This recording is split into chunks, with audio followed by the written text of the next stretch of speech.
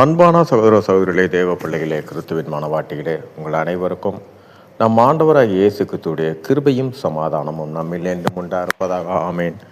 இந்த நாளிலும் பரிசுத்தாவின் வெளிப்படுத்துகிற சத்தியத்திற்காக நன்றி செலுத்துவோம். இந்த நாளிலும் எல்லாவற்றிலேயும் சரி, இந்த காரியத்தை குறித்து பார்த்தீங்கன்னா, நமக்கு சில காரியங்களில் ரொம்ப கவலைகள் உண்டாகும். எப்படி இது முடிக்க போகுமோ, இது எப்படி முடியுமோ, இந்த கவலைகள்.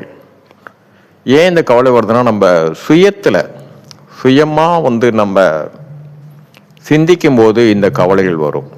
எப்படி ஒரு நெருக்கமானாலும் இதை எப்படி நான் நிறைவேற்ற போகிறேன்னு தெரியலையே. ஆனால் இங்கே வார்த்தை என்ன சொல்லுதுன்னு பார்த்தீங்கன்னா, 1 தெசலோனிக்கர் 5ஆம் அதிகாரம் 18ஆம் வசனம், எல்லாவற்றிலேயும். இங்க பார்த்தீங்கன்னா எல்லாவற்றிலும் இல்லை, எல்லாவற்றிலேயும்.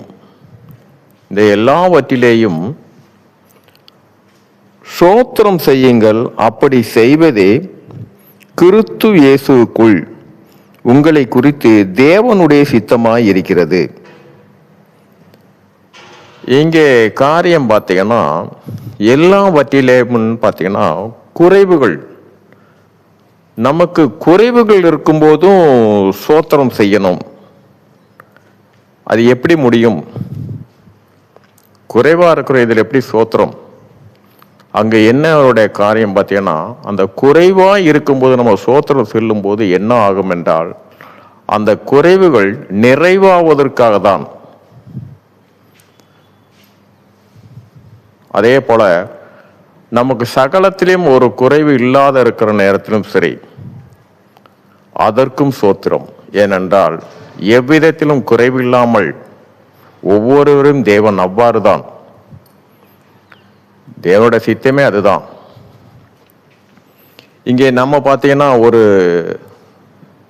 சிறிய ஒரு கஷ்டம் வந்த உடனே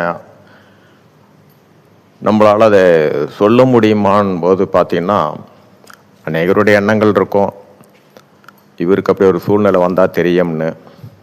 ஆனாலும் பார்த்தீங்கன்னா, மெய்யாலும் எல்லா காரியத்துக்கும் நீங்கள் ஸ்தோத்திரம் மட்டும் சொல்லி பாருங்க. எப்படி ஒரு சூழ்நிலை ஆனாலும் சரி, நீங்கள் அதை சொல்லி பாருங்க. எந்த கவலைகளும் உங்களை ஆளுகை செய்ய முடியாது. ஏனென்றால் தேவன் நம்மளை ஒவ்வொரு முறைக்காகவும் சரி, நம்மளை ஒவ்வொரு காரியத்திலையும் நம்மை அவர் பரிசுத்தப்படுத்தி கொண்டே இருக்கிற தேவன். இப்போ நம்ம பிள்ளைங்களை பார்த்தீங்கன்னா, ஒரு உடம்பு சரியில்லாமல் இருக்குது. அந்த பிள்ளையுடைய வேதனையை பார்த்து நமக்கு ரொம்ப மனசு வேதனையாக இருக்கும். அந்த வேதனையிலும் பார்த்தீங்கன்னா, மருத்துவமனை கொண்டு போய் மருத்துவர்கிட்ட காட்டும்போது, மருத்துவர் ஊசி போடும்போது அந்த குழந்தை பார்த்தீங்கன்னா ரொம்ப அழுவும். ஆனாலும் அந்த குழந்தை குணமாவதற்காகத்தான் நாம் கொண்டு சென்றதே. இதே போல சில காரியத்திலையும், அதிகமான காரியத்தில் தேவன் நம்மை கழுகும்போது, நம்மை கழுகி மேலும் மேலும் நம்மளை அவர் சுகம் மாத்திரம் அல்ல, சகலத்தில் நிறைவாகும்படி நம்மளை நடத்தும் போது, இந்த மாதிரி ஒரு காரியங்கள் அவருக்கு எப்பொழுதுமே சரி. மனுஷன் மட்டும்தான் தீமைகளை எண்ணுகிறவன். ஆனால் தேவன் ஒரு காலமும் தம் குமாரனை விசுவாசித்தவர்களுக்கு ஒரு நாளும் தேவன் நன்மையை மாத்திரமே, யாருக்கும் தேவன் தீமையை செய்பவர் அல்ல. விசுவாசித்தாலும் விசுவாசிக்காதவர்களாலும். ஆனாலும்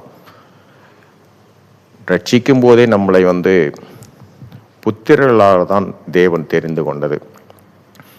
அப்படி பார்த்தீங்கன்னா, எந்த ஒரு சூழ்நிலையிலும் தயவு செய்து, ஆண்டவரே ஏன் எனக்கு மட்டும் இந்த மாதிரி பிரச்சனை ஆகுது, அந்த வார்த்தை நம்ம வாயிலிருந்து வராமல் பார்த்துக்கணும். ஏனென்றால் நான் மட்டும் நெருக்கப்படுகிறேன்னு நினச்சோம்னா, இத்தனை கோடி ஜனங்களில் தேவன் உங்களையும் தெரிந்து கொண்டார் என்று அதுக்கு அர்த்தம். அதனால் எந்த சூழ்நிலையிலும் இந்த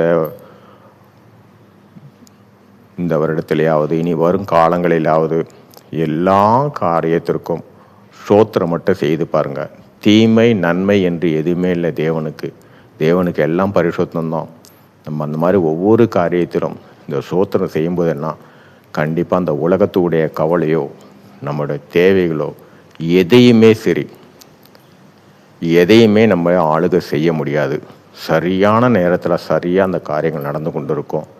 எதனால் நமக்கு இந்த மாதிரி ஒரு கஷ்டமான ஒரு சூழ்நிலை வருதுன்னா, நம்ம சுயத்தில் முடிவெடுக்கும் போதும் சுயத்தில் சிந்திக்கும் போது தான் இந்த காரியங்கள் வரும். என்ன வந்த காரியத்திலையும் ஸ்தோத்திரம் செய்யுங்க. அந்த ஸ்தோத்திரத்தின் முடிவே பார்த்தீங்கன்னா தேவன் நம்ம மேலே வைத்திருக்கிற சித்தியமாக அதுதான்.